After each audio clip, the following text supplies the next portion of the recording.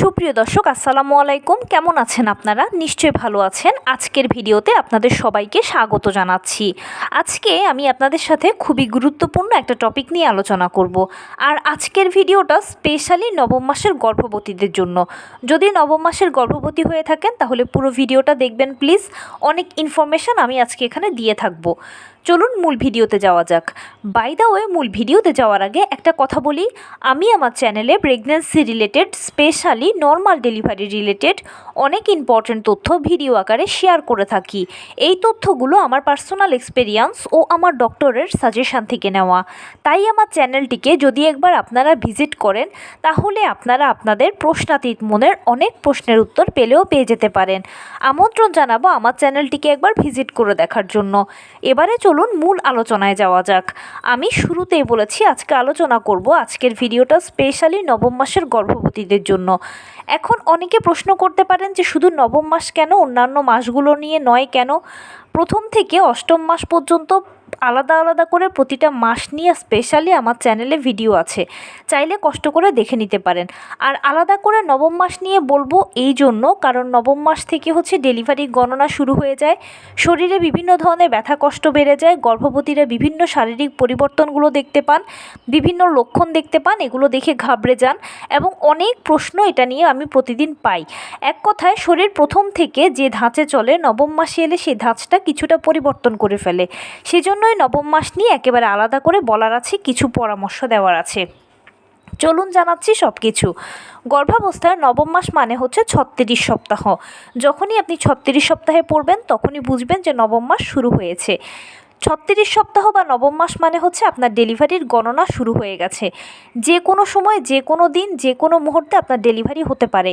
সেটা নবম মাসের শুরুতেও হতে পারে, মাঝামাঝিতেও হতে পারে, শেষেও হতে পারে। এখন এই জন্য গর্ভবতীদের উচিত অবশ্যই যখনই নবম মাসে পড়বেন তখনই আপনি আপনার সর্বশেষ চেক আপটা করিয়ে ফেলবেন। আমার ভিডিওগুলোতে আমি সবসময় বলে থাকি যে গর্ভাবস্থায় 4 বার চেক আপ করাতে হবে। কোন 4 বার করবেন? প্রথম কনসিভ করার পরে একবার, 5 মাসে একবার, 7 মাসে একবার, 9 মাসে একবার। তাহলে হিসেব মতো 9 মাসে হচ্ছে আপনার সর্বশেষ চেক আপ। আর 36 সপ্তাহে পড়ার সাথে সাথে যদি চেক আপটা করেন তাহলে আপনার জন্য সবচেয়ে ভালো হবে। কি ভালো হবে সেটা সামনেই বলছি। নবম মাসে সর্বশেষ চেক আপ করে যদি দেখেন যে রিপোর্টে সব কিছু, মা ও বাচ্চা উভয়ের সব স্বাভাবিক এসেছে, নর্মাল এসেছে, তাহলে ধরে নেবেন যে ইনশাল্লাহ ডেলিভারিটা নর্মালই হবে। আর যদি কোনো জটিলতা তৈরি হয়, যেমন ধরুন আপনার ডায়াবেটিস আছে বা হাই ব্লাড প্রেশার ধরা পড়েছে, অথবা আপনার বাচ্চার উল্টো পজিশান, কিংবা আপনার বাচ্চার গলায় নাড়ি পেঁচানো, বা আপনার বাচ্চা দুর্বল, বা আপনার রক্তের হিমোগ্লোবিন কম, ইত্যাদি কোনো না কোনো যদি জটিলতা তৈরি হয় তখন সেক্ষেত্রে কিন্তু সিজারের প্রয়োজন। আর সিজারের ক্ষেত্রে ডাক্তার আপনাকে বলে দেবে যে অমুক দিনের অমুক তারিখে সিজার করাবেন, সে মতে গিয়ে আপনি সিজার করিয়ে ফেলতে পারবেন। সিজারটা বেসিক্যালি ডিপেন্ড করে হচ্ছে আপনার বাচ্চার ম্যাচিউরিটির উপর। যেই সপ্তাহে আপনার বাচ্চা ম্যাচিউরড হয়ে যাবে আপনি সেই সপ্তাহেই সিজার করিয়ে ফেলতে পারবেন। যদি 36 সপ্তাহে বাচ্চা ম্যাচিউরড হয়ে যায় তাহলে 36 সপ্তাহে সিজার হবে, 37-এ ম্যাচিউরড হলে 37-এ সিজার হবে, 38-এ ম্যাচিউরড হলে 38-এ সিজার। সিজার করানোর ক্ষেত্রে অবশ্যই একটা কথা মাথায় রাখবেন যে কোনো নামসর্বস্ব ডাক্তার বা হসপিটাল কিংবা কোনো চমকপ্রদ বিজ্ঞাপন বা হসপিটাল চুজ করবেন না। অবশ্যই ভালো একটা হসপিটাল ও ভালো একজন ডাক্তার চুজ করবেন, কারণ যেহেতু সিজার মানে হলো একটা ছোটোখাটো অপারেশানের আগে পরে বিভিন্ন ধরনের ঝুঁকি, সাইড ইফেক্টস থাকে। এছাড়া এখানে যেহেতু দুটো মানুষের জীবনের প্রশ্ন, তাই যেখানে দুটো মানুষের জীবনের প্রশ্ন সেখানে কোনো কম্প্রোমাইজ চলবে না। অবশ্যই ভালো একজন ডাক্তার ও ভালো একটা হসপিটাল চুজ করবেন এবং সেখানে আপনার সিজারটা করালে ইনশাল্লাহ আপনিও ভালো থাকবেন, বাচ্চাও ভালো থাকবে, আর ডেলিভারি পরবর্তীতে আপনি সুস্থ স্বাভাবিক জীবনে ফিরে আসতে দ্রুত হবে। আর যদি নর্মাল ডেলিভারি হয়ে থাকে তাহলেও কিন্তু অতি অবশ্যই আপনাকে অপেক্ষা করতে হবে জরায়ু মুখ খোলার জন্য, লেবার পেইন আসার জন্য। আর এজন্যই বললাম যে নবম মাসে যদি সর্বশেষ চেক আপটা করে ফেলেন তাহলে আপনি মোটামুটি নিজেই একটা ধারণা পেয়ে যাবেন যে আপনার কি নর্মাল ডেলিভারি হবে নাকি সিজার হবে। সিজার হলে তো বললামই যে পছন্দ মতো হসপিটালে আপনি সিজার করিয়ে ফেলতে পারবেন, আর নর্মাল হলে আপনি অপেক্ষা করতে পারবেন। অনেকখানি আপনি নিশ্চিত হতে পারবেন, না হলে মনের মধ্যে সবসময় খচখচ করবে। এরপরে যে কাজটা করবেন, আপনার হসপিটাল ব্যাগটা গুছিয়ে ফেলবেন। হসপিটাল ব্যাগটা গুছালে আপনার যে সুবিধা হবে, আপনি যদি হসপিটাল ব্যাগটা আগে আগে গুছিয়ে রাখেন, তাহলে নিজের মতো করে প্রয়োজনীয় সব জিনিসপত্রগুলো ব্যাগে গুছিয়ে রাখতে পারবেন। আর যখনই আপনার সময় হবে বা প্রয়োজন হবে আপনি জাস্ট ব্যাগটা নিয়ে হসপিটালে চলে যেতে পারবেন। কিন্তু যদি পরে গোছান বা যখন আপনার যাওয়ার সময় হসপিটালে ওই সময়টাতে গোছান, তাহলে খুব হুড়োহুড়ি হয়ে যাবে। আপনার সাথে অনেকে হয়তো আপনাকে হেল্প করবে ব্যাগ গুছিয়ে দিতে, আর সবাই মিলে যখন গোছাতে যাবে তখন দেখা যাবে প্রয়োজনীয় অনেক কিছু ফেলে যাবেন, কিংবা দেখা যেতে পারে এরকম যে আপনার অনেক দরকারি জিনিসগুলো আপনি নিলেন না, অপ্রয়োজনীয় জিনিসগুলো আপনি নিলেন, এবং ওই মুহূর্তে হসপিটালে সব কিছু অ্যারেঞ্জ করাটাও কষ্ট হয়ে যায়, যেহেতু এক একটা হসপিটালের পরিবেশ এক এক রকম। এছাড়া আপনার মন মতো করেও হসপিটাল ব্যাগটা গোছানো নাও হতে পারে। তাই সবচেয়ে ভালো হয় যদি আগে আগে আপনি আপনার ব্যাগটা গুছিয়ে একপাশে রেখে দেন। এর পরবর্তীতে যে কাজটা করবেন সেটা হচ্ছে অবশ্যই নিয়মিত হাঁটাচলা করবেন, টুকটাক কায়িক শ্রম করবেন, লো কমেটটা ব্যবহার করবেন, পুষ্টিকর খাবার খাবেন। নিশ্চিত করবেন সারাদিনে আপনি যা যেরকম খাবার খাচ্ছেন সকল ভিটামিন, মিনারেল, ক্যালসিয়ামগুলো যেন ঘুরে ফিরে আপনার বডিতে যায়, আপনার থেকে যেন বাচ্চা পায়। সেই সাথে ডাক্তারের দেওয়া আয়রন, ভিটামিন, ক্যালসিয়াম ওষুধগুলো কিন্তু নিয়মিত সেবন করবেন। অনেকের ধারণা হচ্ছে কি যে আমি তো খাবার খাচ্ছি, আয়রন, ভিটামিন, ক্যালসিয়াম ওষুধ এগুলো আর না খেলেও চলবে। দেখুন, আপনি প্রেগন্যান্সি পিরিয়ডে একের ভেতরে দুই, তাই যতই খাবার খান না কেন পুষ্টির একটা গ্যাপ থাকেই। আর এই আয়রন, ভিটামিন, ক্যালসিয়াম ওষুধগুলো আয়রন, ভিটামিন, ক্যালসিয়ামের ঘাটতি পূরণ করবে আপনার এবং বাচ্চার। একেবারে ডেলিভারি হওয়া পর্যন্ত আপনি এই ওষুধগুলো কন্টিনিউ করবেন ডাক্তারের সাথে যোগাযোগ করে।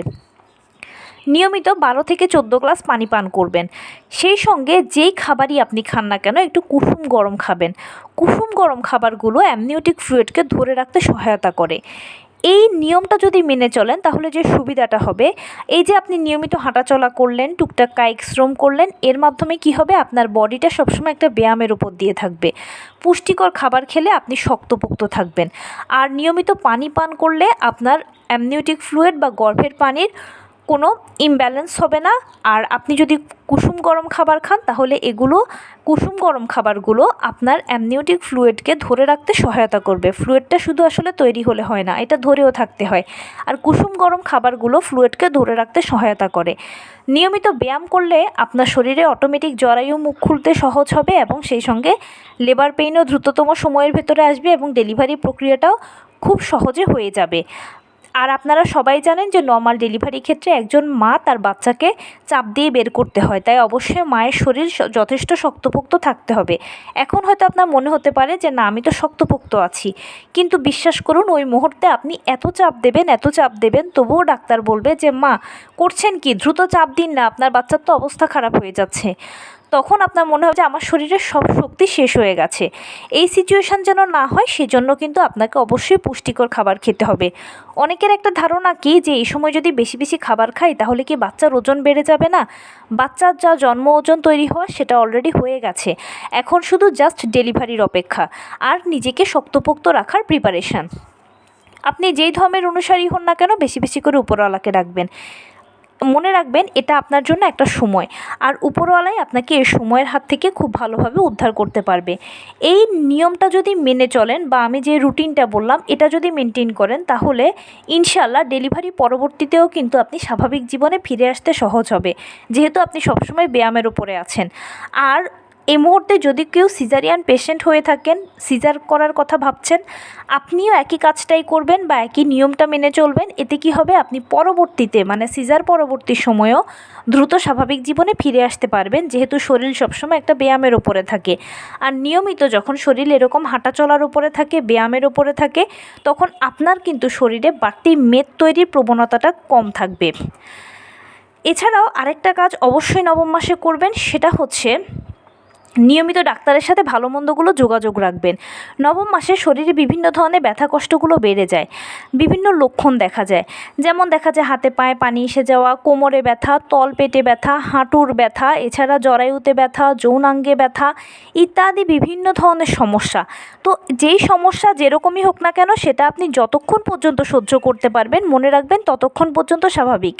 আর যদি যত বেড়ে যায়, আপনি অসহ্য হয়ে গেছে, ওই সময় আপনাকে অতি দ্রুত ডাক্তারের সাথে যোগাযোগ করতে হবে।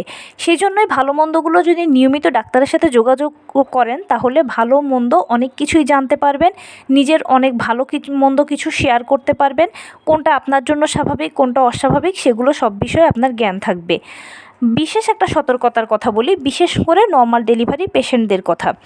যেহেতু নর্মাল ডেলিভারিতে অপেক্ষা করতে হয় জরায়ু মুখ খোলার জন্য, পেইন আসার জন্য, সেহেতু পেশেন্টরা অপেক্ষা করতে করতে অনেক সময় বিরক্ত হয়ে যায়। বিরক্ত হয়ে তারা করে কি, বিভিন্ন জনের থেকে বিভিন্ন টিপস, টোটকা, কৌশল গ্রহণ করতে থাকে বা শুনতে থাকে বা জানার চেষ্টা করে। এখন যে কোনো কাজেরই একাধিক পদ্ধতি রয়েছে। আপনি যখন অনুসন্ধান করবেন তখন বিভিন্ন ধরনের টিপস, টোটকা, কৌশল শুনতে পাবেন। শোনা মাত্রই সেটাকে নিজের উপরে হুটহাট অ্যাপ্লাই করে ফেলবেন না। অ্যাপ্লাই করার আগে অন্তত 100 বার ভাববেন এটা আপনার জন্য নিরাপদ কিনা, আপনার সন্তানের জন্য নিরাপদ কিনা। কারণ কি, ভালোর ক্রেডিটটা সবাই নেবে কিন্তু মন্দের দায়টা কেউ নেবে না। যদি ভুল ত্রুটি কিছু হয়ে যায় তাহলে কিন্তু সব দোষটা আপনার উপরে আসবে, আর যদি ভালো হয় তাহলে ফুল ক্রেডিটটা সবাই নেবে। আর এমন কোনো ভুল যদি কিছু হয়ে যায় যে সারা জীবন আপনি অনুশোচনা করতে করতে শেষ হয়ে গেলেন, সেটা নিশ্চয়ই আমরা কেউ চাই না। তীরে এসে তরি ডুবুক, এটা আমরা কেউ চাই না। তাই কার থেকে টিপস টোটকা নিচ্ছেন সেটা একটু জেনে বুঝে নেবেন। প্লাস যে কোনো কিছু শোনা মাত্রই হুটহাট নিজের উপর অ্যাপ্লাই করবেন না। অ্যাপ্লাই করার আগে অন্তত 100 বার ভাববেন যে এটা আপনার জন্য নিরাপদ কিনা, আপনার সন্তানের জন্য নিরাপদ কিনা। যদি নিরাপদ মনে করেন, 100% শিওর হন, তাহলে নিজ দায়িত্বে অ্যাপ্লাই করবেন যেন কাউকে দোষারোপ করতে না হয়। আর যদি কিন্তু লাগে, মনটা খচখচ করে, তাহলে পুরোপুরি বাদ দেবেন। মনে রাখবেন নর্মাল ডেলিভারি একটা প্রাকৃতিক পদ্ধতি। এখানে প্রথম থেকে শেষ পর্যন্ত প্রতিটি ধাপই প্রাকৃতিকভাবে শুরু হয়ে প্রাকৃতিকভাবেই শেষ হবে। জোর করে, ডাক্তার দিয়ে, টানা হ্যাচড়া করে, বিশেষ কোনো ঔষধ খেয়ে, বিশেষ কোনো কলা কৌশলের মাধ্যমে নর্মাল ডেলিভারি হওয়ানোটা সম্ভব নয়। আর মহান আল্লাহ তাআলাই লিখে রেখেছেন যে কবে, কোন দিন, কোন সময় আপনার ডেলিভারি প্রক্রিয়া শুরু হবে, আপনার সন্তান আপনার কোলে আসবে। ঠিক সেই দিন, সেই সময়, সেই মুহূর্তেই আপনার ডেলিভারি প্রক্রিয়া শুরু হবে, আপনার সন্তান আপনার কোলে আসবে।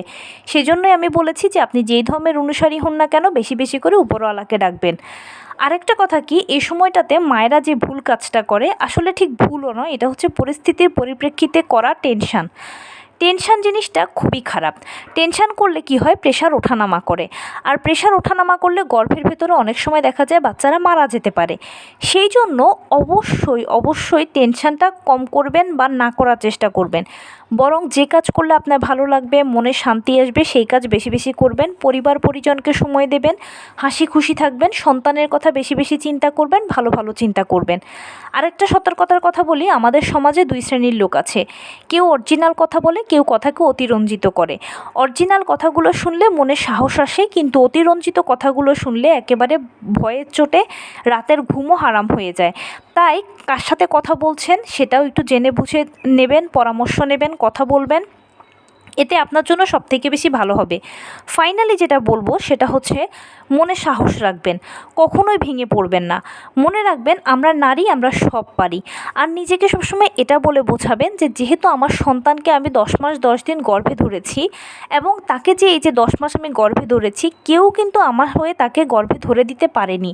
বা এই যে দীর্ঘ সময়টাতে আমি এত কষ্ট করেছি, কত নির্ঘুম রাত কাটিয়েছি, কত শারীরিক ব্যথা কষ্ট সহ্য করেছি এবং এখনও করছি, আমার হয়ে এটা কেউ করতে পারছে না। তাহলে যেহেতু সন্তানকে আমি গর্ভে ধরেছি, আমি যেহেতু এত ব্যথা কষ্টগুলো সহ্য করছি, এই দীর্ঘ পথ যেহেতু আমি একাই পাড়ি দিয়েছি, তাহলে আর বাকি সময়টুকু কেন আমি একটু ধৈর্য ধরতে পারবো না, কেন আমি কষ্ট করতে পারবো না? একটু পারতেই হবে, আমার নিজের জন্য পারতে হবে, সন্তানের ভালোর জন্য আমাকে পারতে হবে। একবার যখন ডেলিভারিটা হয়ে যাবে, সন্তান আপনার কোলে আসবে, তখন দেখবেন সব দুঃখ কষ্টগুলো আপনার একেবারে এক নিমেষেই দূর হয়ে যাবে। আপনি ভুলেই যাবেন যে আপনি কিসের উপর দিয়ে দীর্ঘ 9 মাস কাটিয়েছেন। সেই জন্য মনে সবসময় সাহস রাখবেন, সন্তানের কথা ভালো ভালো চিন্তা করবেন। আর নিজেকে এটা বলে বোঝাবেন যে আমি কেন ভয় পাচ্ছি, আমি তো পৃথিবীতে প্রথমবার মা হচ্ছি হয়তোবা, কিন্তু সন্তান জন্ম দেওয়ার যে পদ্ধতিগুলো, এগুলো তো আমার দ্বারা শুরু হচ্ছে না। প্রতিদিন প্রতিনিয়ত কত মানুষ নর্মালে, সিজারে তাদের সন্তান জন্ম দিচ্ছে। সবাই যদি পারে, আমি কেন পারবো না? সবার মাঝে এমন কি সুপার পাওয়ারটা আছে যেটা আমার মাঝে নেই? আসলে সবাই ভয় পাচ্ছে না, ভয় না পেয়ে ভয়কে জয় করছে। আর আমি ভয়ে কুঁকড়ে আছি এবং আজে বাজে চিন্তা করে মনে টেনশান এনে আমার নিজেরও বাচ্চার ক্ষতি করছি। না, এটা আমি কখনোই করব না। আমি পারবো, নিজের জন্য পারতে হবে, সন্তানের জন্য পারতে হবে। আমি নারী, আমি সব পারি, এটা আমাকে পারতেই হবে, এটা আমার নিজের জন্য চ্যালেঞ্জ। এভাবে নিজেকে বোঝাবেন, কারণ আপনি আপনার সবচেয়ে বড় অনুপ্রেরণা। আরেকটা কথা বলবো, সেটা হচ্ছে যে ডেলিভারিটা নর্মালে হোক বা সিজারে হোক, সেটা বড় কথা নয়। আপনার সন্তান যেন সুস্থভাবে সুন্দরভাবে আপনার কোলে আসে, ডেলিভারিটা যেন সুন্দরভাবে হয় এবং ডেলিভারির পরে যেন আপনারা মা বাচ্চা উভয় ভালো থাকেন, সেটাকে সবসময় প্রায়োরিটি দেবেন। কেননা আপনারা মা বাচ্চা একে অন্যের পরিপূরক। মায়ের কিছু হলে বাচ্চা কষ্ট পাবে, ভালো যত্ন পাবে না, বাচ্চার কিছু হলে মায়ের একদণ্ড শান্তি হবে না। তাই ডেলিভারি পরে মা ও বাচ্চা সুস্থ থাকাটা সবথেকে ইম্পর্ট্যান্ট এবং ডেলিভারিটা সুন্দরভাবে হওয়াটা হচ্ছে সবচেয়ে বেশি ইম্পর্ট্যান্ট। আমাদের সমাজে কিছু বিকৃত মানসিকতার লোক রয়েছে যারা মনে করে যে নর্মাল ডেলিভারি মানে হচ্ছে বিশাল বড় ক্রেডিট আর সিজার মানে হলো খুবই ডিসক্রেডিট। আসলে এগুলো কিছুই নয়। সিজার বা নর্মাল দুটোই হচ্ছে সন্তান জন্মদানের পদ্ধতি মাত্র। 90% ক্ষেত্রে ডেলিভারিগুলো নর্মালে হয় কারণ মা ও বাচ্চা উভয়ই ভালো থাকে, আর 10% ক্ষেত্রে ডেলিভারিগুলো সিজারে যায় কারণ কি দেখা যায় হয়তো বাচ্চার সমস্যা বা মায়ের সমস্যার জন্য হয়। তাই ডেলিভারিটা নর্মালে হোক বা সিজারে হোক, আপনার সন্তান যেন সুস্থভাবে আপনার কোলে আসে, আপনি যেন ডেলিভারি পরে সুস্থ থাকেন, সুন্দরভাবে যেন ডেলিভারিটা হয়ে যায়, সেটাই সবসময় কামনা করবেন, প্রার্থনা করবেন এবং এটাকেই সবচেয়ে বেশি প্রায়োরিটি দেবেন। নর্মাল বা সিজার এগুলোকে মাথাতেও আনবেন না। তো এই ছিল আজকের ভিডিও। কেমন লাগলো বলুন। যদি ভালো লেগে থাকে ও হেল্পফুল হয়ে থাকে তাহলে প্লিজ লাইক, কমেন্ট, শেয়ার করতে একদম ভুলবেন না। আর সেই সাথে আমার চ্যানেলটিকে সাবস্ক্রাইব করার বিনীত অনুরোধ রইল। পাশে থাকা বেল আইকনটি ক্লিক করে দেবেন যেন আমি ভিডিও আপলোড করার সাথে সাথে আপনারা নোটিফিকেশান পেয়ে যান। যদি কোনো প্রশ্ন থাকে কমেন্টসে জানাবেন, আমি রিপ্লাই দেব। প্লাস যদি কোনো পরামর্শ থাকে যে কোন বিষয়ের উপরে ভিডিও বানালে আপনারা উপকৃত হবেন সেটাও জানাবেন। আমি আপনাদের পছন্দের সর্বোচ্চ প্রায়োরিটি দেব। ভালো থাকবেন, সুস্থ থাকবেন। আসসালামু আলাইকুম।